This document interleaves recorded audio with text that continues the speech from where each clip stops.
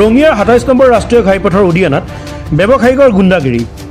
দুৰ্ঘটনা সংঘটিত হোৱাৰ পিছত ডাম্পাৰ চালকক ৰিভলভাৰ দেখুৱাই প্ৰাণে মৰাৰ ভাবুকি নলবাৰী বিদ্যাপুৰৰ ব্যৱসায়ী ৰথীন দত্তৰ। ঘটনাক লৈ উত্তপ্ত পৰিস্থিতি।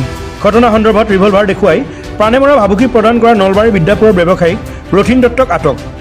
ঘটনা বিৱৰণী অনুসৰি ৰঙিয়া ২৭ নম্বৰ ৰাষ্ট্ৰীয় ঘাইপথৰ উদিয়ানাত এক দুৰ্ঘটনা সংঘটিত হয়।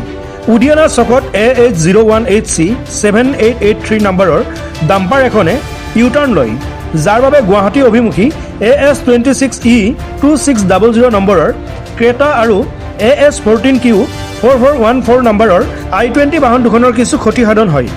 লগে লগে AS26E 2600 নম্বৰৰ ক্ৰেটাখনৰ আসনত থকা নলবাৰী বিদ্যাপুৰৰ ব্যৱসায়ী ৰথীন দত্তই ৰিভলভাৰ দেখুৱাই প্ৰাণে মৰাৰ ভাবুকি দিয়ে। উক্ত ঘটনাটো কেইগৰাকীমান সচেতন লোকে প্ৰত্যক্ষ কৰি লগে লগে আৰক্ষীক খবৰ দিয়ে। আৰক্ষীয়ে লগে লগে ঘটনাস্থলীত উপস্থিত হৈ পৰিস্থিতি নিয়ন্ত্ৰণ কৰে। ইফালে আৰক্ষী অহাৰ লগে লগে ৰিভলভাৰৰ কভাৰটো পুখুৰীত দলিয়াই দিয়ে যদিও আৰক্ষীয়ে ৰিভলভাৰটো জব্দ কৰে। লগতে ঘটনা সন্দৰ্ভত ৰঙিয়া আৰক্ষীয়ে আটক কৰে ব্যৱসায়িক ৰথীন দত্তক। ইফালে ব্যৱসায়ী ৰথীন দত্তই ৰিভলভাৰটো লাইচেঞ্চ থকা বুলি উল্লেখ কৰে। ৰঙিয়াৰ পৰা আবুল কালামৰ report, focus vision news, Assam north east.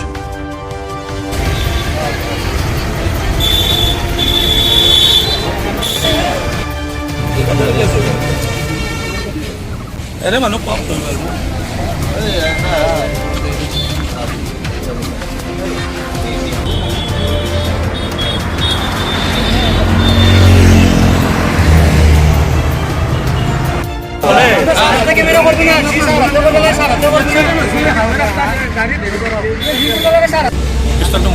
Licence আছে না?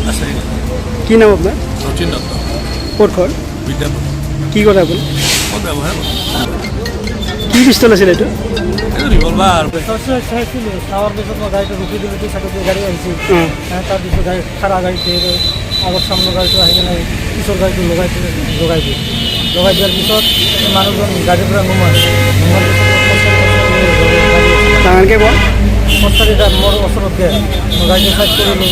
চাইড কৰাৰ পিছত মই গাড়ীৰ পৰা টানি কাপোৰ টানি কিনে নোমাৰ পিছত কাপোৰ টানি কিনে গাড়ীৰ পৰা নোমাইছে। নোমাৰ পিছত পিষ্টল আছিল, মানুহটো এনেকৈ দেখুৱাইছে, ধমকি দিছে? ধমকি দিছে? পিষ্টল দেখাই ধমকি দিছে নে ধমকি দিছে? পিষ্টল দেখাই ধমকি কি বুলি কৈছে? পিষ্টল এনেকৈ দেখাইছে। কি বুলি কৈছে তোক? কি বুলি কৈছে? মাৰিম বুলি কৈছে। কিহেৰে মাৰিম বুলি কৈছে? এনেকৈ দেখাইছে, পিষ্টল দিয়ে মাৰিব।